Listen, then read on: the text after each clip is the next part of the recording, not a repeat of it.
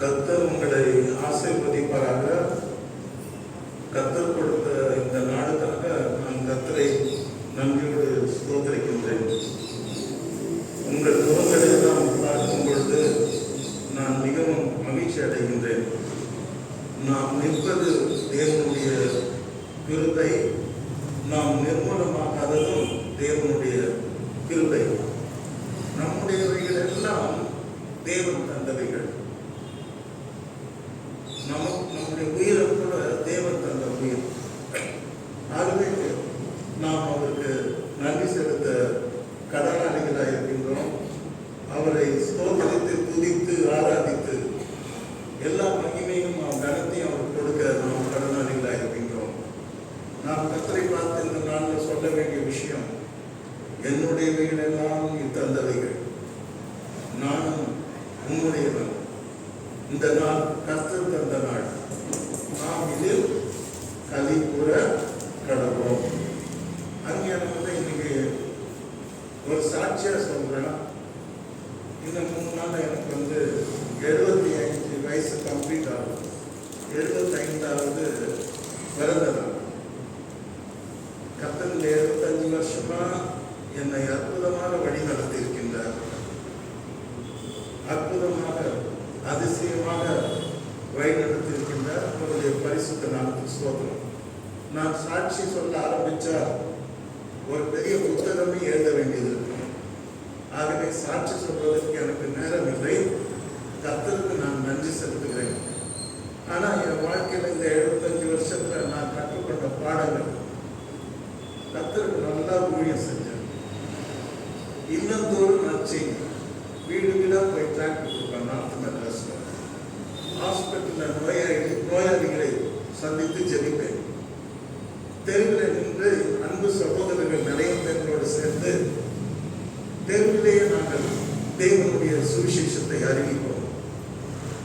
மற்றும் அந்த காலத்துல ஜெயில போய், அதாவது நான் சொல்றது 30 வருஷத்துக்கு முன்னால, மாஸ்டர் எல்லாம் ஒன்னா கூடி ஜெயிலுக்கு போய் ஜெயில இருக்க கைதிகள், ஆயுள் கைதிகளெல்லாம் சந்திச்சு அவங்களுக்கு வந்து ஆண்டவருடைய அன்பை சொல்லி, நிறைய ஆயுள் கைதிகள் 14 வருஷம் ஜெயில இருக்கிறாங்க. ஆனப்பெல்லாம் ஆண்டவர் வார்த்தை கேட்டு ஞானஸ்நானம் பெற்று ஆண்டவரை ஏற்றுக்கொண்டு கடைசியில் 6 வருஷத்துல வீட்டுக்கு போயிட்டாங்க.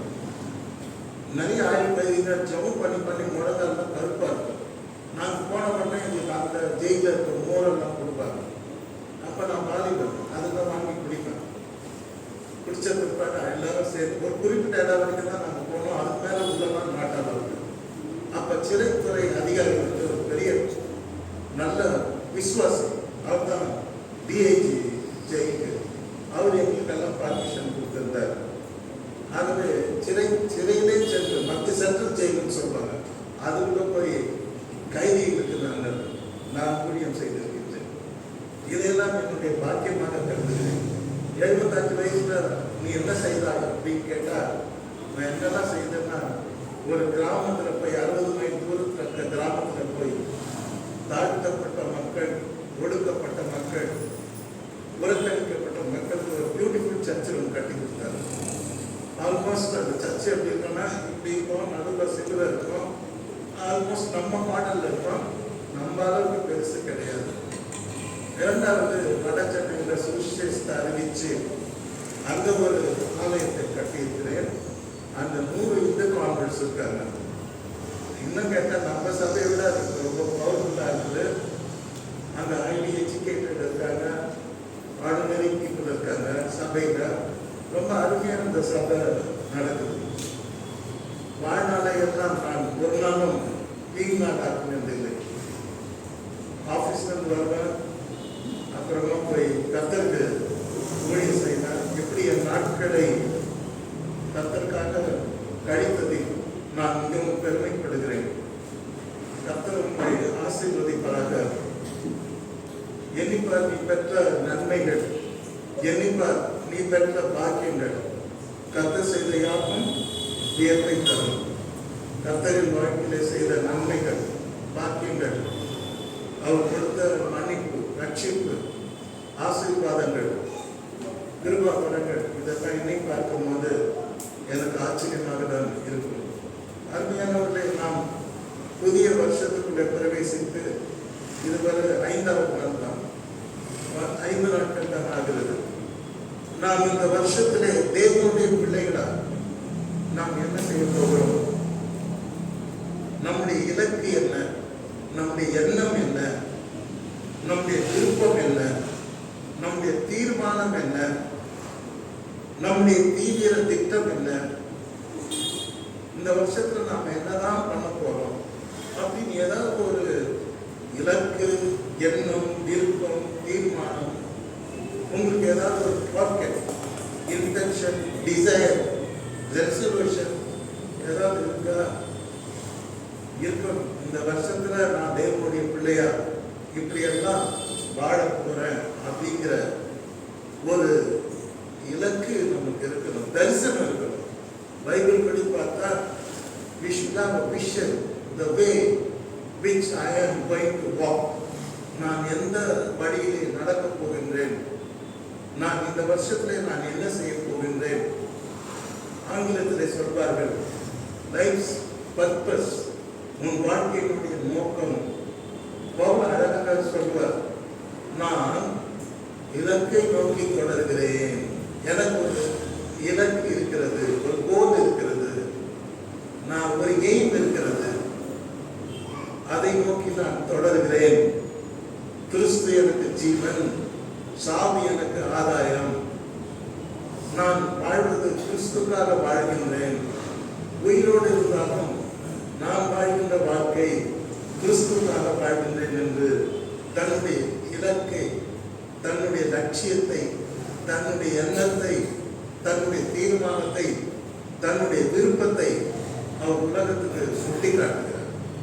வாழ்க்கையில நான் ஏன் வாழறேன், எதுக்காக வாழறேன், நான் என்ன பண்ண போறேன் அப்படின்னு ஒரு எய்ம்லெஸ் லைஃப் அப்படியே லீவ் பண்ணணும். நிறைய பேர் இருக்காரு, நான் என்னது வாழறேன்னு தெரியாது, எங்க போறேன்னு தெரியாது, எங்க வரேன்னு தெரியாது, எங்க என் வாழ்க்கை முடிய போறேன் அது ஒண்ணுமே தெரியாது. தெரியாதே அவங்க பார்த்து லைஃப் லீட் பண்ண. ஆனால் கிறிஸ்தவ தேவனுடைய பிள்ளைகள் அப்படி அல்ல.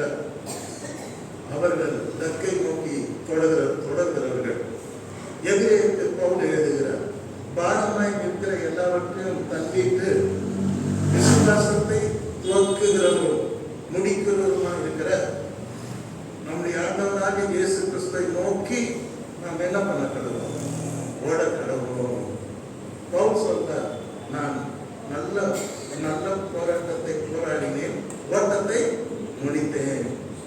அருமையான ஒரு கோல் இருக்கிறது. அருமையானவர்களே, இன்றைக்கு இந்த வருஷத்திலே நமக்கு நம்முடைய ஆவிக்குரிய வாழ்க்கையிலே தேவனுடைய பிள்ளைகளாய் நம்முடைய வாழ்க்கையில் இருக்க வேண்டிய 6 காரியங்கள் உங்களுக்கு நான் சொல்ல விரும்புகிறேன். Number 1, the service of God, the serving the Lord. கர்த்தரை சேவிப்பது முதல் லட்சியமாக இருக்க வேண்டும். நானும் என் வீட்டார் என்றால் கர்த்தரையே சேவிப்போம். ஃபர்ஸ்ட் கோல், ஃபர்ஸ்ட் எய்ம், நான் கர்த்தரை சேவிப்பேன். செகண்ட் கோல், 2வது இலக்கு, சீக்கிங் காட்ஸ் கிங்டம், தேவனுடைய ராஜ்யத்தை தேடுதல். ஆண்டவர் இதைதான் உலக மக்களுக்கு சொல்லிக் கொடுத்தார். சீடர்களுக்கும் தம்மை பின்பற்றினவர்களுக்கும் தேவன் என்ன சொல்லிக் கொடுத்தார்? முதலாவது தேவனுடைய ராஜ்யத்தையும் அவருடைய நீதியையும் தேடுங்கள். அப்பொழுது உங்களுக்கு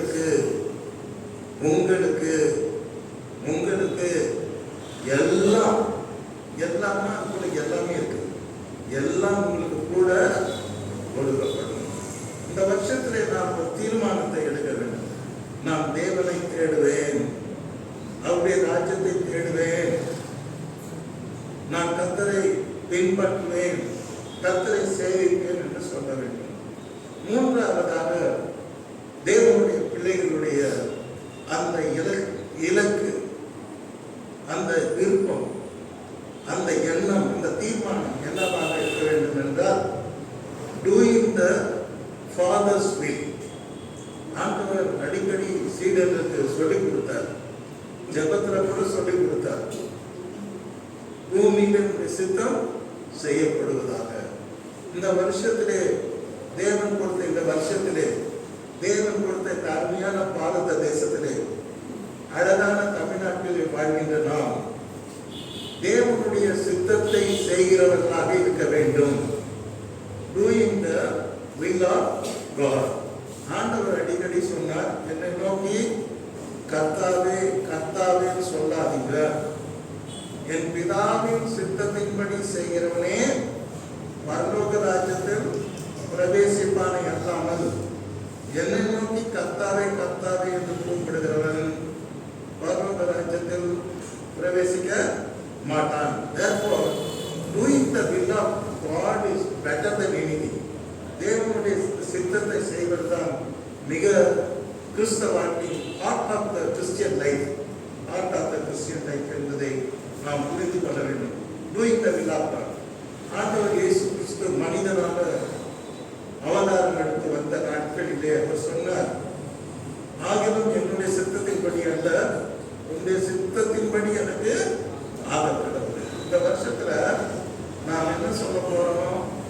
ஆகிலும் என்னுடைய சித்தத்தின்படி அல்ல, எனக்கு அநேக ஆசைகள் இருக்கிறது, வாஞ்சைகள் இருக்கிறது, விருப்பங்கள் இருக்கிறது, நோக்கங்கள் இருக்கிறது, எண்ணங்கள் இருக்கிறது. ஆகிலும் என்னுடைய சித்தத்தின்படி அல்ல, உன்னுடைய சித்தத்தின்படி எனக்கு ஆகப்பட்டது.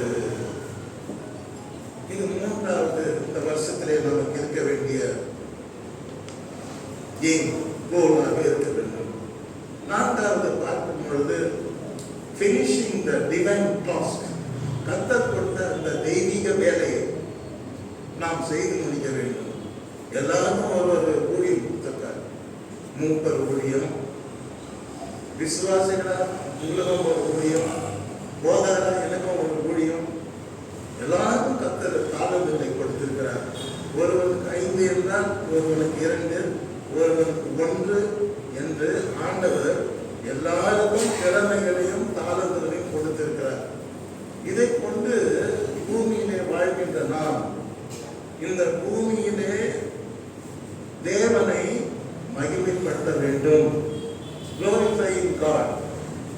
God has chosen us to glorify His name. கர்த்தருடைய நாமத்தை மகிமைப்படுத்துவதற்காக தேவன் நம்ம என்ன பண்ணாரு? தெரிந்து கொண்டார். சின்ன சிறு வயதில் என்னை குறித்து கொண்டார், தூரம் போயினும் கண்டு கொண்டார் என்ற பாடலை பார்க்கும் பொழுது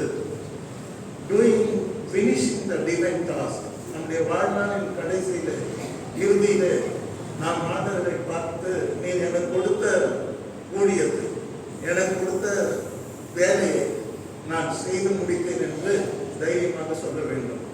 ஆண்டவர் இயேசு கிறிஸ்து கெத்செமனே தோட்டத்துக்கு போவதற்கு முன்பதாக கடைசியாக ஒரு ஜெபத்தை பண்ணினார். யோவான் 17ஆம் அதிகாரம் முழுவதும் அவர் பண்ணின ஜெபம் எழுதப்பட்டிருக்கிறது. Long prayer. அதில் அவர் சொல்வார், பூமியிலே நான் உம்மை மகிமைப்படுத்தினேன். எப்படி தெளிவா சொல்றாரு பாருங்க. இந்த பூமியிலே நான் உம்மை மகிமைப்படுத்தினேன். இந்த உலகத்துல வேலைக்கு போகணும், சம்பாதிக்கணும், குடும்பம் நடத்தணும், வாழ்க்கையில முன்னேறணும், எல்லாம் பண்ணணும்.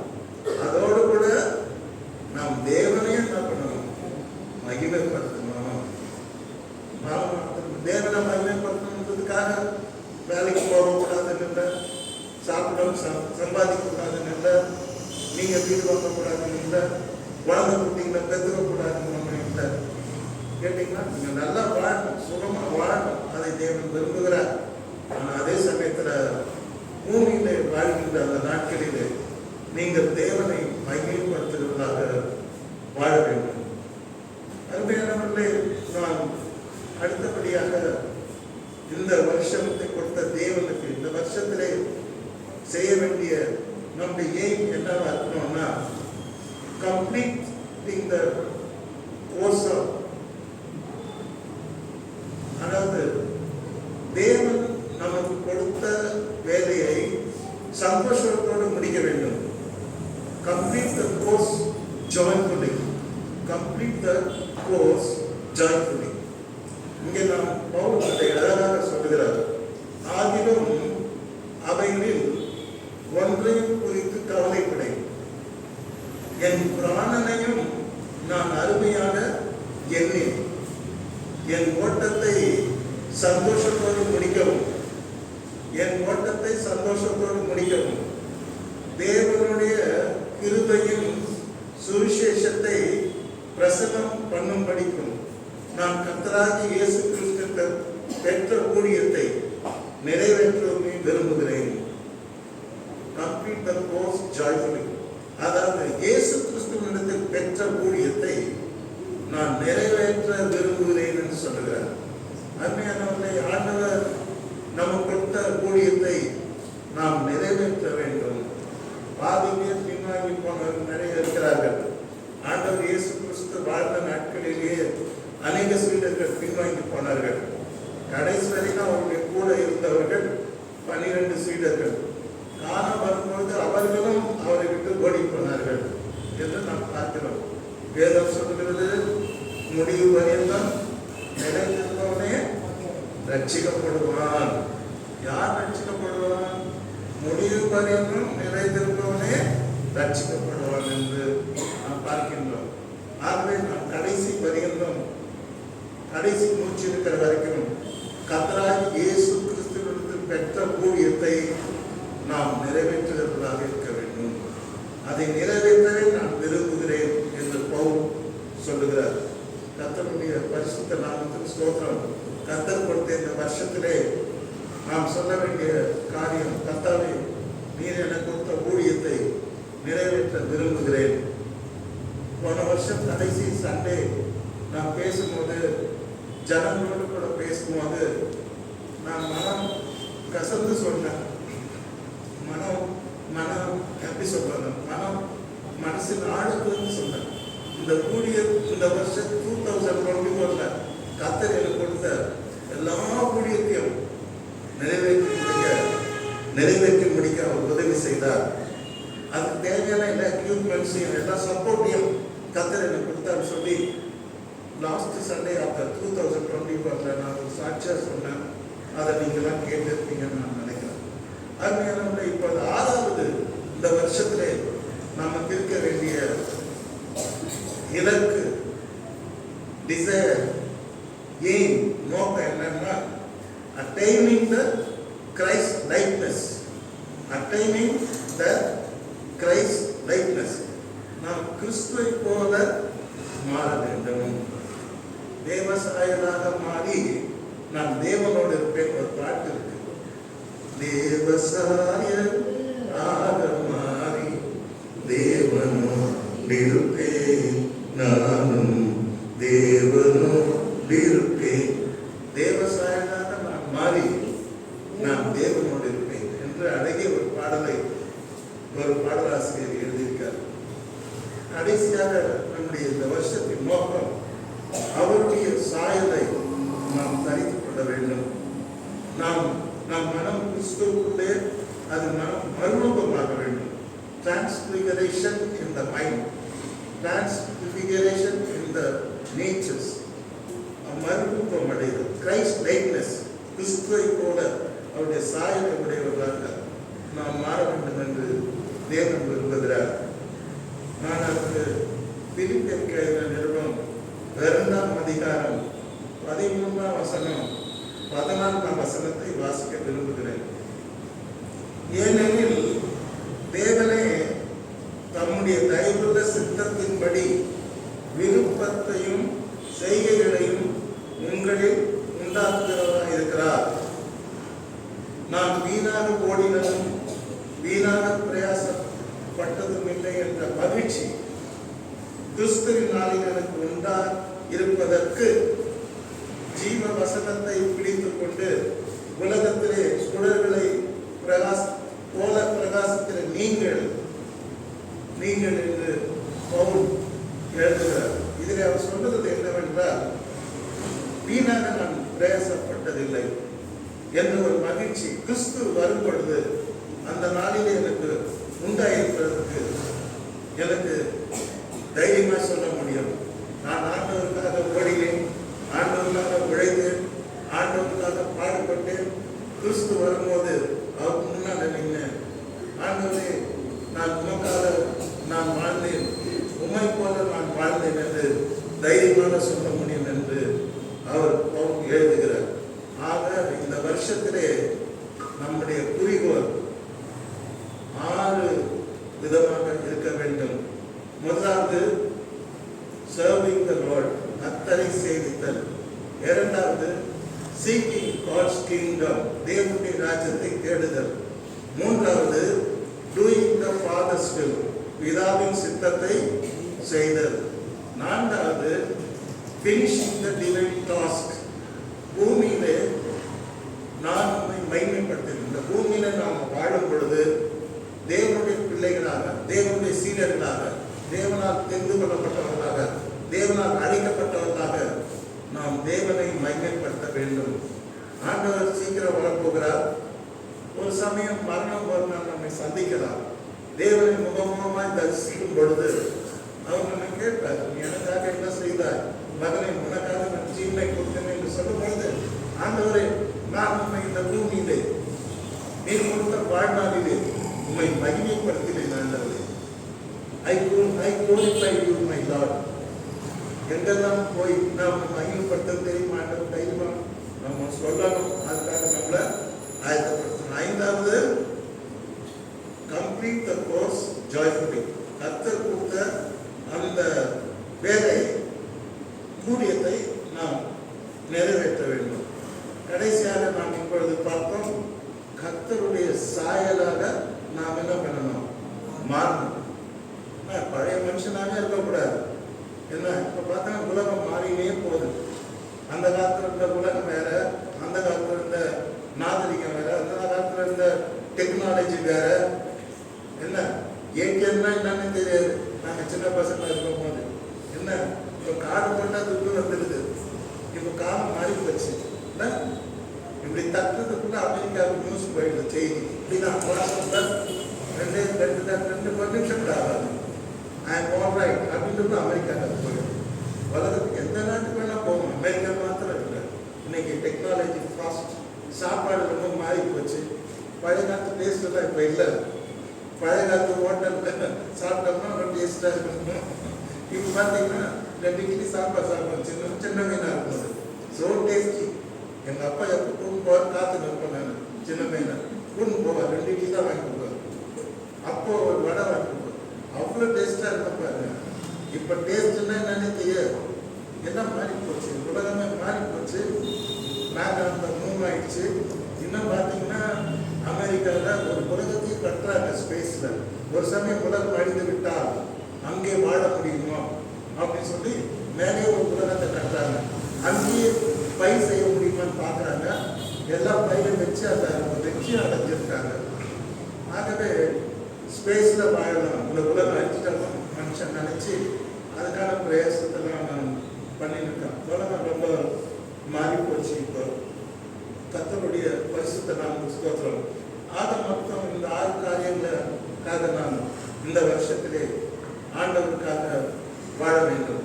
அருமையானவர்களே, ஒன்றொன்னா எடுத்து நம்ம தனித்தனியாக தெளிவாக படிக்கணும். முதல் நான் என்ன சொல்லி கொடுத்தேன்? சர்விங் த லார்ட், கர்த்தரை சேவிக்கணும்.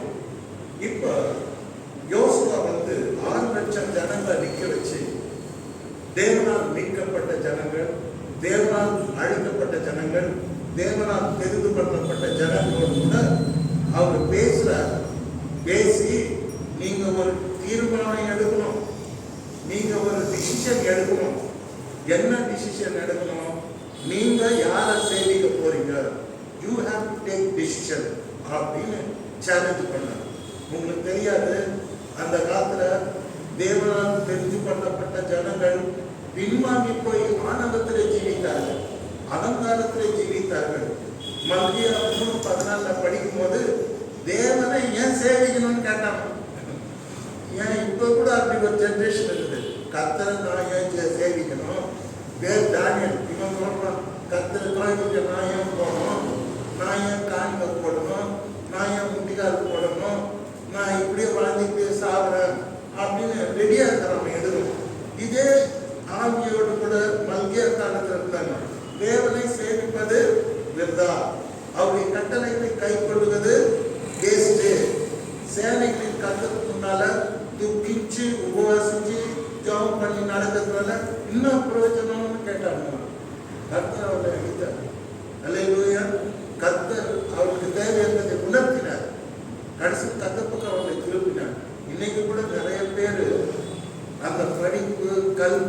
லைஃப்ல நல்ல செட்டில் ஆயிட்ட உடனே கர்த்தருக்கு விரோதமா பேசுறது, கர்த்தருக்கு விரோதமா முறுமுறுக்குது, கர்த்தரை ஏளனம் பண்றது, கர்த்தருக்கு பின்வாங்கி போடுது. ஆனா அதனுடைய பயங்கரம் ரொம்ப பயங்கரமா இருக்கும். அருமையானவர்களே, ஆனால் யோசுவா சொல்றாரு, what decision you are going to take. லட்சக்கணக்கான தேவனுடைய பிள்ளைகளை பார்த்து, நான் சொல்றது 6 லட்சம் பேசிக்கா சொல்றேன், ஆனால் லட்சக்கணக்கான மக்களுக்கு ஒரு மனிதன் பேசுகிறார். தலைவனாக, தானை தலைவனாக, சேனை தலைவனாக, படை தலைவனாக, ஜப வீரனாக, தேவனுடைய ஜனங்களை நடத்துகிறவனாக யோசுவா பேசுகிறார். என்ன பேசுறாருன்னா, கர்த்தரை சேவிக்கிறது உங்களுக்கு பார்வைக்கு ஆகாதது கண்டால், கர்த்தரை உங்களுக்கு பிடிக்கலன்னா, கர்த்தரை சேவிக்கிறது பிரயோஜனம் என்னன்னா, அப்ப நீங்க என்ன பண்ண போறீங்க? நீங்க யாரை சேவிக்க போகிறீங்க? நதிக்கரையில அப்பால குறைதாதி மக்கள் சேவிக்கிற அந்த சாத்தான்களையும், சாத்தானுடைய கிரியைகளையும், பில்லி சூனியங்களையும், மந்திரவாதங்களையும், விக்கர்களையும் நீங்கள் சேவிக்க போகிறீர்களா? நீங்கள் தேவனுடைய பிள்ளைகள் என்பதை அறியாது இருக்கிறீர்களா? Don't you know that God has chosen you? கர்த்தர் உங்களை தெரிந்து கொண்டார் இல்லையா? கர்த்தரை சேவிக்கிறது உங்கள் பார்வைக்கு ஆகாதென்று கண்டால் பின்னை யாரை சேவிப்பீர்கள் என்றார்கள். சேவித்தல், மனுஷனை சேவிக்கிறோம். இப்ப நீங்க பாத்தீங்கன்னா காலைல போய் விழுறோம், காலைல போய் போய் என்ன ஆயிடும், என்னமா ஆயிடும் கேட்டீங்கன்னா, சில பேர் பணத்தை சேவிக்கிறாங்க. காசே தான் கடவுளப்பா, அந்த கடவுளுக்கே தெரியுமப்பா. கடவுள் என்ன பண்ணுவான், துட்டை தொட்டு தொட்டு கும்பிடுவாங்க. 2 கட்டை 2 கட்டை வச்சுருக்கோம். அந்த என்ன பண்ணுவாங்க, கட்டணும் தொட்டு இந்த தொட்டை இருக்கு. ஏன்னா நான் இன்கம் டேக்ஸ் ஆஃபீஸர் இருக்கும்போது ஐஏஎஸ் ஆஃபீஸரோட போகும், ரெய்டு எதாவது போகும். என் கூட வர ஐஏஎஸ் அதிகாரி பார்த்தீங்கன்னா, ஆஃபீஸர் கமிஷனர் பார்த்தீங்கன்னா, அவர் பிளான் காரை தொடர்ந்து ஆன் பண்ணுறதுக்கு முன்னால அந்த காருக்கு முன்னால 2 விக்கிரக போட்டோ வச்சிருப்பாரு. பெரிய கை கட்டினா 100 பேர் வரணும், ரோட்டில் நடந்து போனால் சரி 100 பேர் கொண்டாது. என்ன பண்ணோம், 2 பொம்மை வச்சிருப்பாரு விக்கிரகம். கண்ணில் தொட்டு கண்ணில் டக்குன்னு 6 தடவை அச்சுதான் காரை எடுப்பார். நான் பக்கத்தில் உட்காந்து வேடிக்கை பார்த்துருப்பேன். ஆனால் அவருக்கு தெரியும், திடீர்னு பாஸ்டர் கவர் ஏரிங் அதெல்லாம் தெரியும். அவங்களாம் அவங்க அமெரிக்காவில் படிச்சது கிரைஸ்ட். ஆனால் நான் என்ன கண்டுபிட்டேன், கண்ணில் கொடுத்து கண்ணில் ஊற்றிக்குவேன். ஏன் தூரம் போறீங்க, இந்த தங்க மாளிகை ஜிஆர்பின்னு இருக்குது பார்த்தீங்களா, நகர் வாங்கிட்டீங்கன்னா சும்மா கொடுக்க மாட்டான் கையில். அந்த போவேன் விற்கிறதுனா அதெல்லாம் நான் தொட்டு காட்டிட்டு அவனும் கண்ணில் கொடுத்துட்டு வச்சுட்டு அப்புறம் இப்படிலாம் சுற்றிட்டு அப்புறம் கையில் கொடுக்கணும். இவெல்லாம் தங்கத்தை கும்பிடுறவன், காசை சேமிக்கிறவன், தங்கத்தை சேமிக்கிறவன், அழகேன்னு அதை ஆராதிக்கிறவன். இவன் என்னத்தை பண்றது, என்னத்தை ஆராதிக்கிறவனா கேட்டீங்களா? சேவித்தல், மனிதனை மனிதன் சேவித்தல், தங்கத்தை சேவித்தல், பொன்னை சேவித்தல், அதிகாரத்தை சேவித்தல்.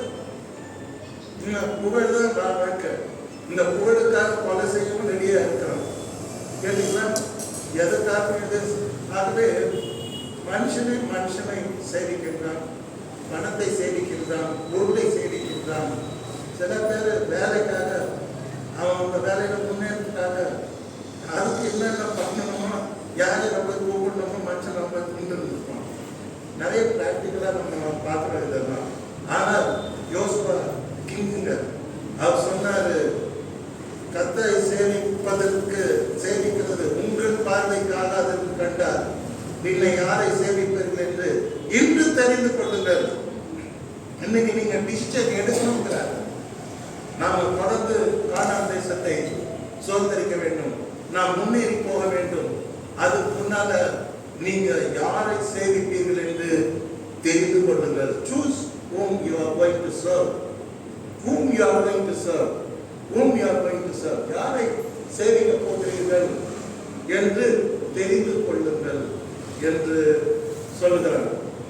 கர்த்தருடைய பரிசுத்த நாமத்துக்கு ஸ்தோத்திரம் உண்டாவதாக. சொல்லிட்டு சொல்றான், நானும் என் வீட்டாரும் என்றால் கர்த்தரையே சேவிப்போம். Praise the Lord. அல்லேலூயா. நானும் என் வீட்டாரும் என்றால் கர்த்தரையே சேவிப்போம். நீங்க சேவிக்கலாட்டி, நீங்க சேவிக்கலன்னா I don't care, I don't mind. You have to bear the consequences. அதனுடைய விளைவை நீங்க பார்ப்பீங்க. அதனுடைய தரித்திரத்தை, அதனுடைய சாபத்தை, அதனுடைய வீழ்ச்சி நீங்க பார்ப்பீங்க. ஆனால் நானும் என் வீட்டாரும் என்றால் கர்த்தரையே சேவிப்போம். என்ன மாதிரி ஒரு கன்ஃபெஷன், தெளிவான கன்ஃபெஷன், தெளிவான ஒரு அறிக்கை, தெளிவான ஒரு தரிசனம். கடைசி வரைக்கும் நாங்கள் உயிரை போனாலும் பின்வாங்க மாட்டோம். யோசுவா, மோசே கருத்து யோசுவாவை தேவன் ஏன் தெரிந்து கொண்டார் என்றால், அவன் வைராக்கியமான ஒரு விசுவாசி, வைராக்கியமான ஒரு ஊழியக்காரன், தெளிவான ஒரு ஊழியக்காரன். எப்போ அவரு கோயில தான் இருப்பார், ஆசிரியர் கூடாரத்துல தான் இருப்பார், வீட்டுக்கே போக மாட்டார். சாப்பிடுறது வீட்டுக்கு போவார், தூக்கத்துக்கு போவார். மற்ற டைம்ல ஆசிரியர் கூடாரத்துல தான் அவர் இருப்பார். அவ்வளோ பெரிய பக்திமா. இப்ப இந்த ஜனங்களுக்கு ஒரு சாட்சியா சொல்றார். அப்புறம் அவருடைய வீட்டால் தேவனை சேவிப்பாங்கிறது அவருக்கு தெரியும். ஜனங்களுக்கு சாட்சியாக சொல்லுகிறார், நானும் என் வீட்டார் என்றால் கர்த்தரையே சேவிப்போம்.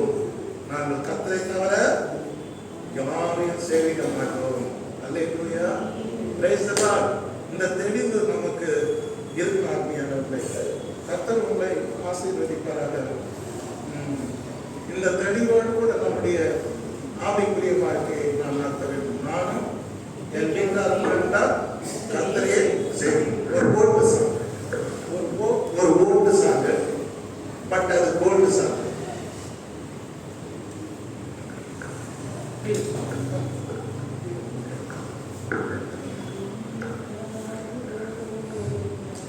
பழைய பாட்டு. இப்ப இந்த பாட்டுல என்ன கண்டென்ட்ஸ் இருக்குதுன்னா, நானும் என் வீட்டாரும் என்றால் கர்த்தரை சேவிப்போம், நீயும் சேவிப்பாய். கர்த்தரை சேவிப்பது ஆதாரத்திற்கு கண்டால் நீ யாரை சேவிப்பாய் என்பதை இன்றே தீர்மானிப்பாய் என்று சொல்லுகிறார். Decide right now whom you are going to serve, whether God or whether money, whether Satan, whether gold and silver. யாரை நீ சேவிப்பாய் என்று கேட்கிறார். அவர் அழகா சொல்வார், நம் பாதையில் நம்மை காப்பாற்றின தேவனை சேவிப்பாயா, இம்மட்டும் நம்மை நடத்தின தேவனை சேவிப்பாயா, இம்மட்டும் ஆசீர்வதித்த தேவனை நீ சேவிப்பாயா, நன்மையான ஈவுகளை தந்த தேவனை சேவிப்பாயா அப்படின்னு கேள்வி கேட்பார். அந்த பாட்டாக தொகுத்திருக்கிறார். பாடுவோம்.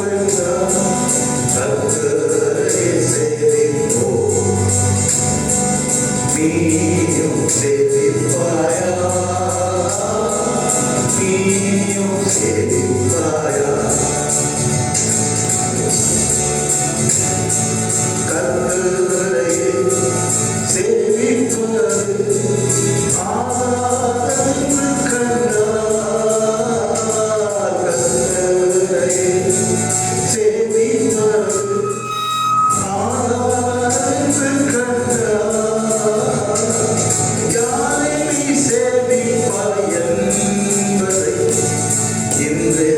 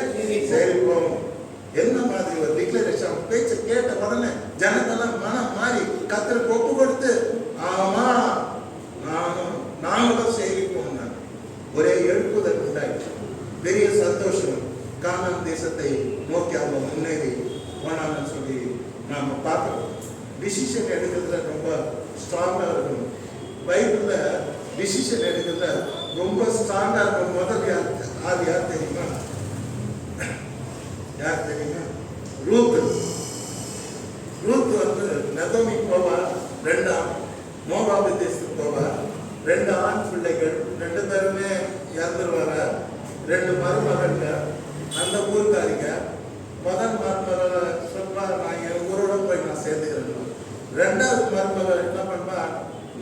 நீ கூட போ, நான் என் ஊர் பெத்தலைக்கு நாங்கள் போயிடுறேன், நீ உன் ஊருக்கு போயிடுன்னு சொன்னா, அந்த ரூத்து இந்த மாமியாரை பற்றி என்ன தெரியுமா சொன்னா, நான் டிசிஷன் எவ்வளோ ஸ்ட்ராங்காக எடுக்கணும்னு அவர் முன்மாதிரியா இருக்கார்.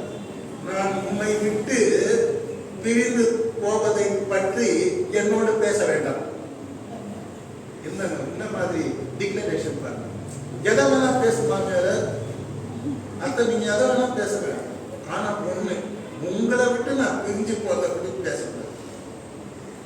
நம்மளும் அப்படிதான் சொல்லணும். ஆண்டவரே எதை வேணா சொல்லுங்க, உண்மை விட்டு பிரிதை குறித்து பேசாது.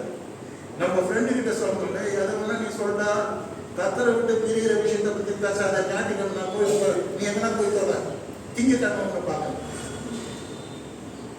கத்தரை விட்டு பிரிகிற விஷயத்தை பேசாத. போ, சொந்தக்கார் உறவுக்கார் எல்லாருக்கும் நாம் சொல்ல வேண்டிய விஷயம், கத்தரை விட்டு பிரிகிற விஷயத்தை விட்டு தயவு செய்து பேசாத. We should be strong in that decision. இந்த ரூத் கிட்ட இருக்கு பாருங்க, நான் உண்மை விட்டு பிரிந்து திரும்பி போவதை குறித்து என்னோட பேச வேண்டாம். ரெண்டாவது சொல்றார் மாமியார், நீங்க பெத்லகேம் போறேன் அப்படின்னும் போது, நீ போகும் இடத்துக்கு நானும் வருவேன். என்ன வாட்டா லவ்லி மருமகன், இந்த மாதிரி மருமகன் கிடைக்கிறது கொடுத்துருச்சு. என்ன சொல்ற, நீ போகும் இடத்துக்கு நான், wherever you go there I will come. என்னை நிறுத்தக்கூடாது. என் ஊர் வேணாம், என் அப்பா வேணாம், அம்மா வேணாம், மாமா வேணாம், யார் வேணாம், நீ போற இடத்துக்கு நானும் வருவேன். மூணாவது சொல்ற ஸ்டேட்மெண்ட், நீ தங்கும் இடத்தில் நானும் தங்குவேன். அவன் சொல்ற, நான் பரதேசிமா, எனக்கு ஒன்றும் கிடையாது, ஐ லாஸ்ட் எவ்ரிதிங். என் பேரு நபோமின்னா கசப்பு, நான் கசப்பா என்ன இருக்குன்னா அதெல்லாம் கிடையாது. நீ தங்குறது ஓலை குடிசையோ பிளாட்ஃபார்மோ வாட்டர் மேபி புறம்போக்கு நிலமோ, எங்க நீ தங்குறீரோ அங்கே நானும் தங்குவேன். அடுத்து சொல்ற நாலாவது, உம்முடைய ஜனம் என் ஜனம், உம்முடைய ஜனம் என் ஜனம். யார் பாருங்க, ஆனா ஆக்சுவலி வந்து மோவாபியர், இவங்க ஜனம் வேற, இஸ்ரேல் ஜனங்க வேற. ஆனால் அந்த மாமியார் என்னத்தை அவ்வளவு பெருமையா பேசுறாங்க, உம்முடைய ஜனம் என் ஜனம். அடுத்து இதை விட கிரேட்டஸ்ட் கன்ஃபெஷன் என்னன்னா அஞ்சாவது, உம்முடைய தேவன் என் தேவன். கேட்டீங்களா, அவங்களுக்கெல்லாம் காட் மோவாபியர் காடெல்லாம் வேற. ஆனா இந்த யெகோவா, நவோமி யெகோவா டாட்டர், யெகோவாவுடைய மகள் இப்ப சொல்ற, உம்முடைய தேவன் என் தேவன். எப்படி பாருங்க. அடுத்து சொல்ற, நீர் மரணம் அடையும் இடத்தில் நானும் மரித்து அங்கே அடக்கம் பண்ணப்படுவேன். நீங்க எங்க மறிக்கிறீங்களோ, இன்னும் லோக்கலா சொன்னா எங்க நீங்க சாப்பிடுறீங்களோ அங்க நானும் சாப்பிடுவேன். Where you die, there I will die. ரூத்து வந்து ஆசீர்வதிக்கப்பட்டவர். தேவன் வந்து போவாஸ், அந்த பரம்பரையில தான் இயேசு கிறிஸ்து வந்தார். அப்போ அவருடைய டிசிஷன் வந்து வண்டர்ஃபுல்லா இருக்கு. நீ எங்க மறிக்கிறீரோ அங்கே நான் மறிப்பேன், எங்க அடக்கம் பண்றாங்களோ அதே கல்லையில எண்ணெய் வைக்கணும். அப்பதான் நம்ம சொந்தக்காரங்க ஒரே கல்லையில இருக்கணும், அது எண்ணெய் வைக்கணும் அப்படின்னு இந்த மாமியார் நேரம் போயிட்டாங்க. ஆச்சரியப்பட்டாங்க. ஏழாவதாக பார்க்கும் பொழுது, மரணமே அல்லாமல் வேறொன்றும் என்னை விட்டு பிரிக்க கூடாது. ஆண்டவர் மரணமே அல்லாமல், இந்த ஆண்டவர் கிட்ட சொல்லும் போது, மரணத்துக்கு பின்னாலே ஆண்டவர், மரணம் வரைக்கும் ஆண்டவர், எப்போ நம்ம ஆண்டவர். மரணமே அல்லாமல் வேறொன்றும் என்னை உண்மை விட்டு பிரிக்க கூடாது. அப்போ இந்த நகோமி பார்க்கிறார், ஆச்சரியப்படுறார், சந்தோஷப்படுறார், எவ்வளவு உறுதியான மனசோட இருக்கா. அதுக்கப்புறம் அந்த அம்மா பேசவே முடியும். கர்த்தருடைய பரிசுத்த நாமத்துக்கு மகிமை உண்டாகாது. இன்றைக்கு நம்ம எல்லாருக்கும் தேவையானது ஒரு உறுதியான மனம். கர்த்தரை பின்பற்றுகிற விஷயத்தில், கர்த்தரை சேவிக்கிற விஷயத்தில், கர்த்தருக்காக உடைய பிள்ளைகளாய் வாழ்கின்ற வாழ்க்கையில் நமக்கு தேவை the strong decision. How Ruth was taken, how Joshua was taken. அப்போ ஸ்ட்ராங் டிசிஷன் இருக்கு. இன்னும் ஒன்று சொல்லி நான் முடிக்கிறேன். டிசிஷன்ல எளிய காலத்தில் எசபேல்னு ஒரு மோசமான ஒரு ராணி இருந்தார். தேவனுடைய பிள்ளைங்களை ரொம்ப துன்பப்படுத்தணும். அப்பொழுது எலியா சேலஞ்ச் பண்றோம். கர்த்தர் தெய்வமா பாகால் தெய்வமா அப்படின்னு சேலஞ்ச் பண்ணும்போது அவன் ஜெபம் பண்ணும்போது வானத்துல இருந்த அக்னி வந்து அப்படியே அவன் வச்ச வலியெல்லாம் பட்சித்து போடும். அப்ப எல்லாரும் கர்த்தரே தெய்வம் கர்த்தரே தெய்வம் கத்துவாங்க. அப்ப அவன் சொல்வான், கர்த்தர் தெய்வமான கர்த்தரை பின்பற்றுங்கள், பாகால் தெய்வமான பாகாலை பின்பற்றுங்கள். ரெண்டு பக்கம் டான்ஸ் ஆடக்கூடாது. ஒன்னு ஆத்துல இருக்கணும், இல்ல சேத்துல இருக்கணும். ஆத்துல ஒர்க்கா சேத்துல ஒர்க்காக முடியாது. எங்க அம்மா சொல்லுவாங்க, அந்த காலத்துல ஒரு பழமொழி, எல்லாத்துக்கும் பழமொழி சொல்லுவாங்க. எங்க அம்மா மீசைக்கு ஆசை கூழுக்கு ஆசை. ஓல்டு கிராமத்து பழமொழி. ஏதாவது ஒண்ணுதான் ஆசைப்படணும். இந்த ஆசையை பற்றி பார்க்கும்போது கர்த்தர் தெய்வம்னா கர்த்தரை சேவி, பாகால் தெய்வம் பாகால தெய்வீங்க. என்ன ரெண்டு பக்கம் பண்றீங்க அப்படின்னு சொல்லி எளிய பிராக்டிஷனா பேசும்போது அவங்க சொன்னாங்க, கர்த்தரே தெய்வம் கர்த்தரே தெய்வம், நாங்க கர்த்தரை சேவிப்போம்னு அவங்க குரல் கொடுத்தாங்க.